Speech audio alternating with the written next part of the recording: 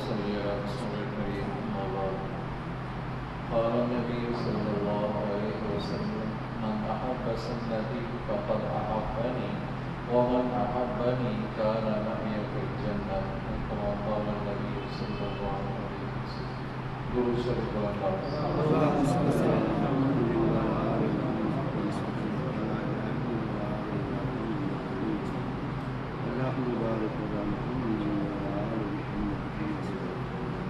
حضرت ابو ذر رضی اللہ عنہ وہ صحابی ہیں جن کی شہرت آسمانوں میں تھی. جب آپ صلی اللہ علیہ وسلم کی طرف حضرت جبرائیل امین آئے اور سامنے حضرت ابو ذر آ رہے تھے تو حضرت جبرائیل نے فرمایا یا رسول اللہ یہ ابو ذر ہیں. تو آپ صلی اللہ علیہ وسلم نے فرمایا تو آسمانی مخلوق ہے, میرے صحابی کو کیسے جانتے ہو؟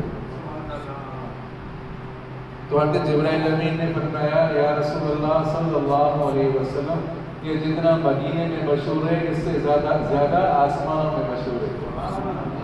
آپ نے فرمایا کس وجہ سے؟ فرمایا ایک تو یہ کہ اپنے آپ کو حقیر سمجھتا ہے کہ میری کوئی حیثیت ہی نہیں ہے, تواضع کرتا ہے, عاجزی کرتا ہے. دوسری بات یہ کہ سورہ اخلاص زیادہ پڑھتا ہے. اللہ تعالیٰ ہم سب کو عمل کی توفیق عطا فرمائے. وہ صحابی ہیں کہ ابو ذر رضی اللہ عنہ, وہ صحابی ہیں جو جب مدینہ میں تھے تو شادی نہیں کی, نکاح نہیں کیا, مدینہ سے نکل کر باہر گاؤں میں رہے. جو حبشہ والوں کا گاؤں تھا, افریقی لوگ رہتے تھے, وہاں ایک افریقی عورت سے نکاح کیا. پوچھا گیا کہ آپ نے افریقی عورت سے نکاح کیا, آپ مدینہ کے جس گھر پر آپ ہاتھ رکھتے آپ کو کون انکار کر سکتا تھا؟ نبی کا صحابی اور کون انکار کر سکتا تھا؟ تو فرمایا اگر میں ایسا کرتا تو یہ تو میں اپنی خواہش پر عمل کرتا, میں نکاح نہ کرتا, لیکن اس وجہ سے نکاح کیا ہے کہ نبی کی سنت ہے, نبی کی سنت کی وجہ سے نکاح کیا ہے. وہ صحابی تھے, وہ حضرت ابو ذر رضی اللہ عنہ صحابی ہیں. آپ صلی اللہ علیہ وسلم نصیحت فرما رہے ہیں حضرت ابو ذر کو. چند نصیحتیں ہیں, 7 نصیحتیں ہیں.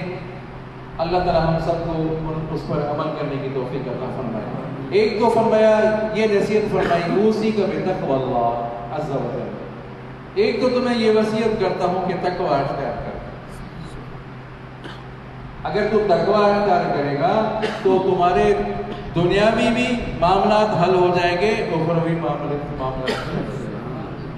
آج تو یہ کہ ظاہر لوگوں کے سامنے تو بڑی نمازیں پڑھتے ہیں, دین کے مسائل باتیں سنتے ہیں اور کرتے ہیں, اور جب تنہائی ہوتی ہے, جب اکیلا ہی ہوتی ہے تو تنہائی میں گناہ کے کام کرتے ہیں. اللہ تعالیٰ ہم سب کو بچائے. ایک تو تقوی اختیار کر. دوسری چیز آپ صلی اللہ علیہ وسلم نے فرمایا دوسری چیز یہ کہ قرآن پاک کی تلاوت کرتے رہو. تلاوت کرتے آپ صلی اللہ علیہ وسلم دوسری حدیث مبارکہ ہے اپنے گھروں کو مزین کرو, قرآن پاک کی تلاوت سے مزین کرو. آپ صلی اللہ علیہ وسلم نے فرمایا میری امت کی بہترین عبادت قرآن کی تلاوت ہے. تلاوت کو آدمی نہ چھوڑے, کتنا بھی آدمی مصروف ہو, کتنا بھی, سمجھا نہیں, اگر زیادہ نہیں پڑھ سکتا تو کم ہی پڑھے. پارا نہیں پڑھ سکتا آدھا پارا پڑھے, آدھا پارا نہیں تو 1 پاؤ پڑھے, 1 پاؤ بھی نہیں پڑھ سکتا تو کم از کم 1 رکوع تو روزانہ پڑھے. آئی بات سمجھ. آپ صلی اللہ علیہ وسلم نے فرمایا تم میں سے کوئی ہے جو رات کو 1000 آیات پڑھ کر سوئے. سمجھا نہیں. صحابہ کرام نے فرمایا رسول اللہ کون 1000 آیات پڑھیں گے رات کو؟ آپ نے فرمایا جس نے سورہ الحاقم التکاثر, سورہ تکاثر جس نے تلاوت کی رات کو, گویا کہ اس نے 1000 آیتیں تلاوت کی. تلاوت کو آدمی نہ چھوڑے, یاد کرتے تھے, گنتے تھے. اور تیسری چیز فرمایا اللہ کا ذکر کرتے رہو. سمجھا, ذکر ایک وٹامن ہے, ایک انرجی ہے. روح کی خوراک ہے. چلو سبحان اللہ. لکل شیء ثقالۃ و ثقالۃ القلوب ذکر اللہ. فرمایا ہر چیز کی صفائی کے لیے کوئی نہ کوئی آلہ ہے. فرمایا دل کی صفائی اللہ کے ذکر سے ہوتی ہے. زبان جھلتی ہے اللہ کے ذکر سے. ایک صحابی عرض کیا رسول اللہ ایسا عمل بتائیں جو مجھے فائدہ دے. آپ صلی اللہ علیہ وسلم میں اپنی زبان کو تر رکھو اللہ کے ذکر سے.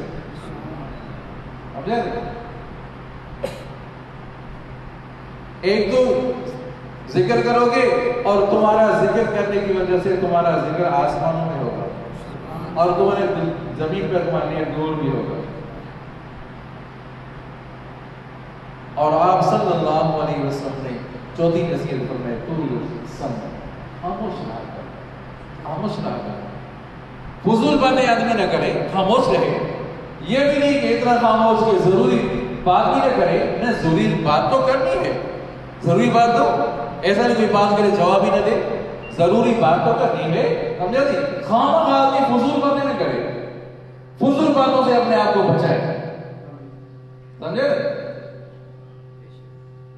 من صمت نجا. آپ صلی اللہ علیہ وسلم فرمایا جو آدمی خاموش ہوا وہ کامیاب ہو گیا. جو خاموش ہو کامیاب ہوا. آج وہ کہتے ہیں بڑا یار ایسا آدمی ہے, سمجھا نہیں, باتیں بڑی کرتا ہے, بڑا لفاظیت ہے اس میں. جو باتیں کم کرے لگتا ہے گونگا ہے, بات ہی نہیں کرتا, گونگا ہے. ہمارے پڑوس کا واقعہ ہے, میرے پڑوس کا واقعہ ہے. ایک عورت کو فقط اس وجہ سے طلاق ملی کہ وہ فقط مخصوص باتیں کرتی تھی, فقط اتنی باتیں کرتی تھی جو ضروری چیز تھی وہ باتیں کرتی تھی, ضروری باتیں کرتی تھی. لوگوں نے کہا ہم کو جو دلہن تھا چھوڑنا پڑے, گونگی عورت لے آیا ہے, گونگی عورت لے آیا گھر میں, بات ہی نہیں کرتی. حالانکہ گونگی نہیں تھی, وہ جو ضروری بات ہوتی وہ کرتی, ورنہ خاموش رہتی. ایسا مرحلہ آیا کہ اس نے طلاق دے دی. یہ ہمارے سامنے کا واقعہ ہے, سمجھا نہیں. اور پانچویں بات حق بات کہہ دو. جو حق بات کہہ دو چاہے کہ کسی کو کڑوی لگے. سبحان اللہ. چاہے کہ کسی کو کڑوی لگتی حق بات کہہ دو. امام احمد بن حنبل, سمجھا نہیں, کیا واقعات ہے ہوں گے, آپ کو بتاتا رہتا ہوں میں, آپ نے بھی دوسری جگہ بھی آپ نے سنے ہوں گے واقعات. بادشاہ نے کہا کہ قرآن حادث ہے, نعوذ باللہ, بادشاہ قرآن حادث ہے. امام احمد بن حنبل نے کہا کہ قرآن حادث نہیں, قرآن اللہ کی صفت ہے. جیسے اللہ تعالیٰ قدیم ہے تو اس کی صفت بھی قدیم ہے. اور اس پر بڑے بڑے مولوی, بڑے بڑے دیندار, سمجھا, بادشاہ کے طریقے پر چلے گئے, یہ ڈٹے رہے. یاد ہے آپ صلی اللہ علیہ وسلم نے خوشخبری دی تھی امام شافعی کو کہ امام شافعی استاد پہ امام احمد بن حنبل کو, حنبل کا, کہ حنبل کی بستی میں تمہارا شاگرد ہے, ان کو سلام دے دو. ایسا وقت آئے گا کہ لوگ ادھر ادھر ہو جائیں گے, بڑے بڑے دیندار لوگ پھر جائیں گے, تو اپنے دین سے نہ ہٹنا, اپنی بات سے نہ ہٹنا. وہ مرحلہ آ گیا. کون سا مرحلہ؟ بادشاہ نے کہا کہ قرآن مخلوق ہے. اگر قرآن مخلوق نہیں, قرآن صفت ہے اللہ. جیسے اللہ قدیم کی صفت بھی قدیم. کوڑے لگائے گئے, اتنے کوڑے لگائے گئے, کہتے ہیں اگر کوئی ہاتھی کو لگتے تو ہاتھی بھی لرز جاتا, ہاتھی بھی لرز جاتا. اتنے کوڑے لگائے گئے. پر اللہ کی قدرت دیکھو تو صحیح کہ جب کوڑے لگائے رہے تھے, جو ناڑا تھا, جو اظہار بند تھا, وہ ٹوٹ گیا. کوڑے لگانے سے وہ ٹوٹ گیا. جب ٹوٹ گیا تو آسمان کی طرف دیکھا, آسمان طرف. ایک ہفتے کے بعد کوئی شخص ملا کہ حضرت آپ نے آسمان کی طرف دیکھا جب کوڑے لگائے جا رہے تھے کہ میرا اظہار بند ٹوٹ گیا تھا. میں اوپر اللہ تعالیٰ کو عرض کر رہا تھا, یا اللہ اگر میں سچا ہوں, اگر میں حق پہ ہوں تو میرے عیب کو چھپا دے, میرے عیبوں کو چھپا دے.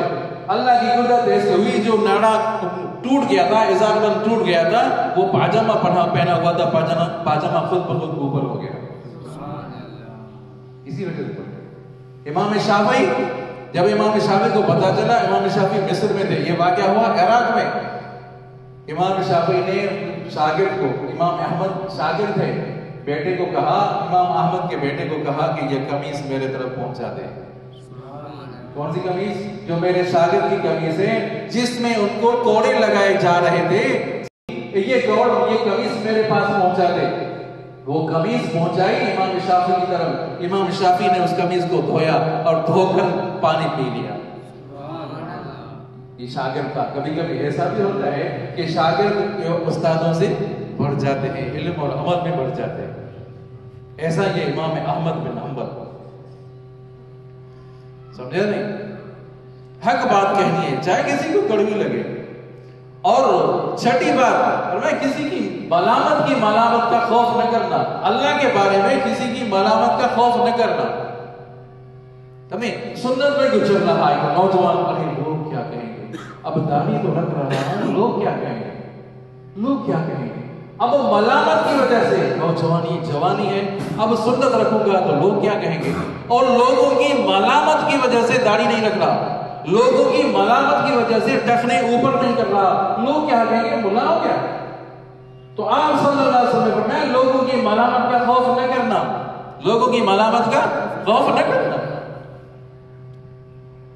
اور آخری چیز، اپنے عیبوں پر نظر کرنا، جو نا سبحان اللہ، دوسروں پر نظر نہ کرنا، اپنے عیب پر نظر کرنا۔ جو حدیث پڑھی، دوسری حدیث فرمایا من احب سنتی فقد احبنی ومن احبنی کان معی فی الجنہ، جس نے میرے طریقے کو پسند کیا، من احب سنتی فقد احبنی، اس نے مجھ سے محبت کی، جو مجھ سے محبت کرے گا وہ جنت میں میرے ساتھ ہوگا۔ دعا کرتے ہیں اللہ ہم سب کو ہمارا صالح کرنے کی توفیق